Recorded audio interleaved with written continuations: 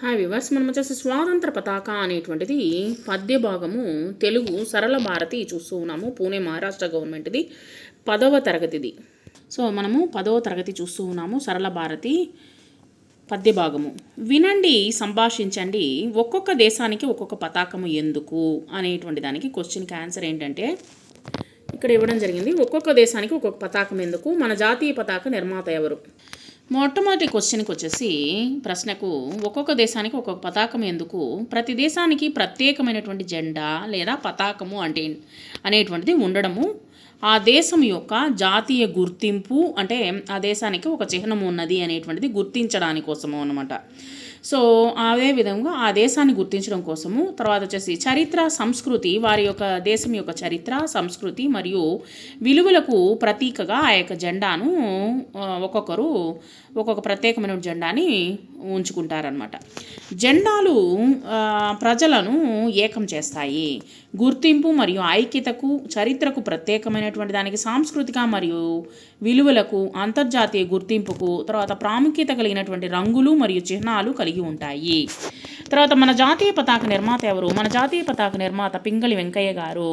తర్వాత వచ్చేసి మనం ఆల్రెడీ మీనింగ్స్ అనేటువంటి తెలుసుకున్నాము. యుగాలు, అనేక యుగముల వరకు, జగతి, ప్రపంచము, పెను తుఫాను, పెద్ద తుఫాను, అరుదెంచితివి వచ్చితివి, పెనవేసుకున్న, చుట్టుముట్టున్న లేదా అల్లుకున్న, పడిపోవు వందనక మరణించు వరకు, గగనాన ఆకాశమున ధృవతార, ధృవ నక్షత్రము, కరణి విధముగా నిలిచెదవు, ప్రకాశించెదవు అనేటువంటిది మనము తెలుసుకున్నాము ఇంతకుముందే. తర్వాత కృత్యము క్రింది గేయ ఖండికలను చూసి చదివి సూచనానుసారము కృత్యాలు చేయండి. క్రింద ఇచ్చినటువంటి పాదాల్లో తప్పొప్పులను గుర్తించండి. భారతీయుల స్వల్ప పోరాట ఫలితం వచ్చేసి, స్వల్ప పోరాటం కాదు, చాలా పెద్ద పోరాటంతోనే మనకు వచ్చేసి స్వాతంత్రం అనేటువంటి వచ్చింది కాబట్టి తప్పు అది. అశాంతి నెలస్థాపించినటువంటి నరుదెంచితివి నీవు కాదు, తప్పనమాట. శాంతిని స్థాపించినటువంటి దేశం ఇది. వీరయోధుల శ్రమదారులకు చిహ్నమా అంటే ఒప్పు, కరెక్ట్ అనమాట. వీరులు ఎంతోమంది మన దేశం కోసము పోరాడారు. తర్వాత గగనాన ధృవతార కరుణి నిలిచితివి, సో ఇది వచ్చేసి ఒప్పు అనమాట. సో ఒప్పు అంటే కరెక్ట్. ఏ వాచకము మాత, యోధుడు అనేటువంటిది ఏ వాచకము రాయ. మాత అనేటువంటి మహతీ వాచకము, యోధుడు అనేటువంటిది మహద్వాచకము. పతాకము పర్యాయ పదం వచ్చేసి పతాకము అంటే ధ్వజము, టెక్కము, బావుట, జెండా అని చెప్పవచ్చు అనమాట. స్వీయ రచన, స్వీయ స్పందనలో గేయ ఖండికల్లోని సందేశాన్ని మీ సొంత మాటల్లో రాయండి. ఈ యొక్క గేయంలో మీరు సొంతంగా రాయండి. ఓ జాతీయ పతాకమా, నేడు శాంతి దూతవలే ఆకాశము అనేటటువంటి వీధిన ఎగురుము, ఈ ప్రపంచమున సుఖములనిచ్చుదానిగా యుగముల వరకు ఎగరవలసినది. నీవు భారతీయుల స్వాతంత్ర పోరాటమునకు ఫలితము, అనేక వీరయోధుల త్యాగమునకు చిహ్నము. అశోక ధర్మ చక్రమును ధరించి శాంతిని స్థాపించుటకు ఇచ్చటికి శాంతి దూతగా వచ్చితివి. ఎన్ని పెద్ద పెద్ద తుఫానులు వచ్చినను, అనగా ఎన్ని యుద్ధములు వచ్చినను, చివరి భారతీయుడు పడిపోవు వరకు ఆకాశమున ధృవతారగా వలె చిరస్థాయిగా నిలిచిపోయేదవు. తర్వాత వినండి, చర్చించండి, రాయండి. జవాబులు అనేటువంటిది రాయండి. ఇక్కడ ఇచ్చినటువంటి ప్రశ్నలకు సమాధానాలు మనము తెలుసు. యుగాలన్నీ అవి ఏవి? హిందూ ధర్మ శాస్త్రాల ప్రకారము యుగాలు మొత్తం 4. వీటిని చతుర్యుగాలు లేదా మహాయుగము అని అంటారనమాట. సరే, అవి ఏంటి అంటే కృతయుగము, త్రేతాయుగము, ద్వాపరయుగము, కలియుగము. శాంతిదూత అని పేరు పొందినది ఎవరు? శాంతిదూత అని పేరు పొందినది మన భారత తొలి ప్రధానమంత్రి నెహ్రూను. ఆయన అనుసరించినటువంటి శాంతియుత విదేశాంగ విధానాలను మరియు ప్రపంచ శాంతి కోసం ఆయన చేసినటువంటి కృషికి గాను ప్రపంచ శాంతి దూత అని గౌరవంగా పిలుస్తారు. జాతీయ పతాకంలోని అశోక ధర్మచక్రము విశిష్టత ఏమిటి? రాయండి. అశోక చక్రము భారతదేశంలో అత్యంత గౌరవమైనటువంటి చిహ్నము. మన జాతీయ జెండా మధ్యలో వచ్చేసి ఉండేటువంటి నీలిరంగు చక్రాన్ని అశోక చక్రము అంటారు. దీన్ని మౌర్య చక్రవర్తి అశోకుడు నిర్మించినటువంటి సారనాథ్లోని అశోక స్తంభం నుండి స్వీకరించారనమాట. సో ఈ చక్రంలో 24 ఆకులు ఉంటాయి. ఇవి రోజులోని 24 గంటలను, తర్వాత వచ్చేసి 24 యొక్క సద్గుణాలను సూచిస్తుందన్నమాట. సో మానవుల యొక్క సద్గుణాలను సూచిస్తుంది. ధ్రువతార అని కవి ప్రయోగించడంలో అంతరార్థం ఏమిటి? ఎన్ని పెద్ద పెద్ద తుఫాన్లు వచ్చినను, అనగా ఎన్ని యుద్ధములు వచ్చినను, చివరి భారతీయుడు పడిపోవు వరకు ఆకాశమున ధ్రువతార వలె చిరస్థాయిగా నిలిచిపోయేదవు అని భారతదేశం స్వాతంత్రం కోసం పోరాడినటువంటి ఎందరో వీరులను పోల్చి కవి ప్రయోగించడము జరిగింది. అదే దీని యొక్క అంతరార్థము. తర్వాత గేయ పాదాలను జతపరచండి. ఇక్కడ ఇచ్చినటువంటి వాటిని జతపరుద్దాము. సో ఈ విధంగా జతపరచండి. యుగ యుగముల జగతి నెగురవే జెండా, సౌఖ్య ప్రదాతగా స్వతంత్ర జెండా, భారతీయుల మహాపోరాట ఫలితమా, వీరయోధుల రక్తధారలకు చిహ్నమా. వీటిని మ్యాచ్ చేయండి. పక్కన వచ్చేసి మీరు మధ్యలో ఏ దానికైతే జత చేస్తున్నామో దాని యొక్క నెంబరు లేదా అక్కడ ఇచ్చినటువంటి ఈలను కూడా మీరు గుర్తించి రాయవచ్చు, బ్రాకెట్లో రాయవచ్చు. స్వీయ వ్యక్తీకరణ అంటే సొంత మాటల్లో మీరు ఇక్కడ ఇచ్చినటువంటి క్వశ్చన్స్ మీరు రాయవచ్చు. మొట్టమొదటి ప్రశ్న ఏమిటి? స్వాతంత్ర పతాకమును ఏ సందర్భాల్లో ఎగరవేస్తారో మీ సొంత మాటల్లో రాయండి. స్వాతంత్ర పతాకాన్ని ఎప్పుడప్పుడు ఎగరవేస్తారు? స్వాతంత్ర పతాకాన్ని ఆగస్టు 15 స్వతంత్ర దినోత్సవం రోజున, లేదా గణతంత్ర దినోత్సవము జనవరి 26వ తేదీన, గాంధీ జయంతి అక్టోబర్ 2వ తేదీన, తర్వాత రాష్ట్ర అవతరణ దినోత్సవం ముఖ్యమైనటువంటి సాంస్కృతిక కార్యక్రమాల సందర్భముల్లో ఎగరవేస్తారనమాట ఈ యొక్క జాతీయ జెండాను. తర్వాత వచ్చేసి 2002 ఫ్లాగ్ కోడ్ ఆఫ్ ఇండియా మరియు 2004 సుప్రీంకోర్టు తీర్పు ప్రకారము భారత పౌరులు తమ ఇళ్లలోనూ లేదా కార్యాలయాల్లోనూ ఏడాది పొడవునా ఎప్పుడైనా జాతీయ పతాకాన్ని ఎగరవేయవచ్చు అని కూడా తీర్పుని ఇవ్వడం జరిగింది. నీవు నీ దేశభక్తిని ఎట్లు నిరూపించుకున్నదవో రాయము. నేను నా దేశభక్తిని క్రింది విధముగా నిరూపించుకుంటాను. చట్టాలను గౌరవించడము, పరిసరాల పరిశుభ్రత, జాతీయ చిహ్నాల పట్ల గౌరవము, తర్వాత వచ్చేసి దేశ అభివృద్ధిలో భాగస్వామ్యము, సామాజిక సేవ చేయడం వలన, తర్వాత వచ్చేసి వనరుల పొదుపు చేయడము, ఉత్తమ పౌరుడిగా ఎదగడము ద్వారా నేను నా దేశభక్తిని నిరూపించుకుంటాను. ఇక్కడ భాషావగాహన ఇవ్వడం జరిగింది. సొంత వాక్యాల్లో ప్రయోగించండి.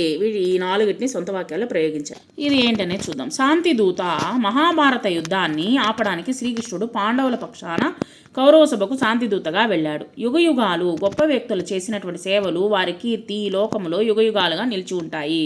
స్థాపించు. మా గ్రామంలో పిల్లల చదువు కోసం ఒక గొప్ప దాత పాఠశాలను స్థాపించారు.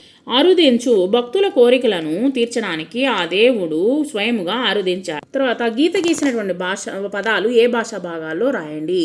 వచ్చేసి శాంతి నెల స్థాపించిన నరుదించిదవు అంటే నరుదించితివి అంటే క్రియ. సో చేశారు కాబట్టి క్రియ అనమాట, స్థాపించారు కాబట్టి. తర్వాత వీరయోధుల రక్తధారలకు చిహ్నమా. వీర అనేటువంటిది యోధులు అంటే యుద్ధం చేసేటువంటి వారు, వీరులు అంటే ఆ యొక్క యుద్ధము చేసేటువంటి వారి యొక్క గొప్పతనాన్ని గురించి చెప్తూ ఉన్నారు కాబట్టి ఇక్కడ వచ్చేసి విశేషణము. వ్యతిరేక పదాలు రాయండి. శాంతి, అశాంతి, అస్వతంత్రత, స్వతంత్రత, ధర్మము, అధర్మము, మనుజులు, దానవులు. ఇక్కడ ఇచ్చినటువంటి నిఘంటువుల్లో చూచి అర్థాలు అనేటువంటిది రాయండి. ఇక్కడ ఇచ్చినటువంటి అర్థాలను పదాలకు అర్థాలు అనేటువంటి రాయండి. పెన వేసుకును అల్లుకుపోవడము, చిహ్నము అంటే గుర్తు లేదా సంకేతము, తార నక్షత్రము, దాత ఇచ్చేవాడు, దూత రాయబారి, సౌఖ్యము సుఖము, వినువీధి ఆకాశవీధి, జగతి విశ్వము లేదా ప్రపంచము. లేఖన నైపుణ్యాలు లేఖ రచన చూడండి. వచ్చేసి లేఖ రచన ఇక్కడ ఇవ్వడం జరిగింది. ఒకటి వచ్చేసి ఏంటంటే ప్రదర్శన కొరకు పుస్తకములు సమకూర్చవలసిందిగా అభ్యర్థిస్తూ ఒక లేఖ రాయాలి. తర్వాత వచ్చేసి కార్యక్రమానికి రావాల్సిందిగా కోరుతూ అమ్మమ్మ తాతయ్యలకు ఒక ఆహ్వాన లేఖ. మొత్తం 2 లెటర్లు అనేటువంటి రాయాలన్నమాట ఇక్కడ ఇచ్చినటువంటి విషయాన్ని ఉపయోగించి. మొట్టమొదటి లేఖ వచ్చేసి కార్యక్రమానికి రావాల్సిందిగా కోరుతూ అమ్మమ్మ తాతయ్యలకు ఆహ్వాన పత్రిక, తేదీ వేసాము. ఇక్కడ వచ్చేసి ప్రియమైనటువంటి అమ్మమ్మ తాతయ్యలకు విషయం ఏంటంటే పఠన దినోత్సవము అంటే పుస్తకాలను చదివేటువంటి రోజుని కార్యక్రమం సందర్భంగా పుస్తక ప్రదర్శన అంటే పుస్తకాలు వచ్చేసి ప్రదర్శిస్తూ ఉన్నారు. సో మా పాఠశాల ఆవరణంలో పుస్తక ప్రదర్శన పఠనోత్సవం సందర్భంగా నిర్వహించున్నాము. సో తేదీ వచ్చేసి 15/10/2018, సమయం వచ్చేసి 8 గంటల నుంచి 6 గంటల వరకు, ఉదయం 8 గంటల నుంచి సాయంత్రం 6 గంటల వరకు. స్థలము మున్సిపల్ పాఠశాల మైదానం స్థలము అంబర్నాథ్, ఠానే జిల్లా. మా పాఠశాలలో పుస్తక ప్రదర్శన కార్యక్రమానికి రావాల్సిందిగా నేను మిమ్మల్ని కోరుతున్నాను అని చెప్పేసి ఇట్లు మీ మనవడు లేదా మనవరాలు. సో ఇక్కడ వచ్చేసి మీ యొక్క పేరు అనేటువంటిది రాయండి. తర్వాత వచ్చేసి ఇక్కడ వచ్చేసి చిరునామా కె రాజా రవీంద్ర 9/31 జిల్లా పరిషత్ పాఠశాల దగ్గర దర్గా వీధి నెల్లూరు. సో మీ ఇష్టం వచ్చినటువంటి ఊరు, మీ తాత అమ్మమ్మలు ఎక్కడున్నారో ఆ యొక్క ఊరి పేరు అనేటువంటిది చిరునామా అనేటువంటిది రాసి ఇక్కడ వచ్చేసి మీరు ఆహ్వానించవచ్చు అనమాట. ఈ విధంగా ఆహ్వానించవచ్చు. తర్వాత రెండవ లెటర్ వచ్చేసి పుస్తక ప్రదర్శన కొరకు పుస్తకములను సమకూర్చవలసిందిగా అభ్యర్థిస్తూ లేఖ. ఎందుకంటే మనకు వచ్చేసి పుస్తకాలు కావాలి, మనం వచ్చేసి ఒక బుక్స్ ఎగ్జిబిషన్ని ప్రదర్శిస్తున్నాము. దానికి మనం వచ్చేసి పుస్తకాలు సమకూర్చాలి కదా. ఆ యొక్క లైబ్రరీని మనం వచ్చేసి కోరుతూ ఏ విధంగా లెటర్ రాయాలో చూద్దాము. తేదీ 28/12/2025. స్థలం వచ్చేసి మీ ఊరి పేరు రాయండి. గౌరవనీయులైనటువంటి మేనేజర్ లేదా ప్రచురణ సంస్థ సంచాలకులు లైబ్రరీ పేరు అనేటువంటి రాయండి. తెలుగు అకాడమీ, హైదరాబాదు, తెలంగాణ. మనకు అక్కడ ఇచ్చేస్తున్నారు. విషయం వచ్చేసి పట్టణ దినోత్సవం కార్యక్రమం సందర్భంగా పుస్తక ప్రదర్శన. ఆర్య నమస్కారము. వచ్చే నెల 15/1/2026. సమయం ఉదయం 8 గంటల నుండి సాయంత్రం 6 గంటల వరకు. స్థలము మున్సిపల్ పాఠశాల మైదానము, అంబర్నాథ్, ఠానే జిల్లా. ఆవరణలో విద్యార్థులకు మరియు పాఠకులు అంటే చదివేటువంటి వారికి అవగాహన కల్పించేందుకోసము ఒక భారీ పుస్తక ప్రదర్శన బుక్స్ ఎగ్జిబిషన్ ఏర్పాటు చేస్తున్నాము స్కూల్ ద్వారా. ఈ ప్రదర్శన ద్వారా తెలుగు సాహిత్యము, విజ్ఞాన శాస్త్రము మరియు గొప్ప వ్యక్తుల యొక్క జీవిత చరిత్రలను అందరికీ పరిచయం చేయుచున్నది మా మా సంకల్పము. సంకల్పం అంటే మేము చేయాలని అనుకుంటున్నాము అని అర్థము.